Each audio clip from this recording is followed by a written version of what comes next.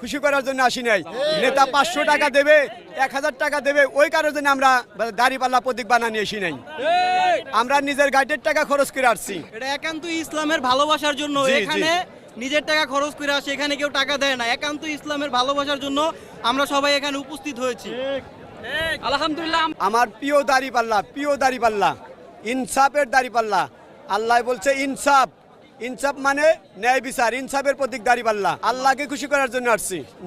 No আমরা গাইটের টাকা দিয়ে আমরা আন্দোলন করি, আমাদের দলের থেকে কোনো টাকা দেয় নাই, পকেটের টাকা খরচ করে আমরা আসছি। এই যে রাতে রুটি বানা নিয়ে আইছি, রুটি দেখাও, রুটি আমরা খাইছি দুপুর সময়, দুপুরে রওনা দিছি আমরা জুম্মার নামাজ পড়ে।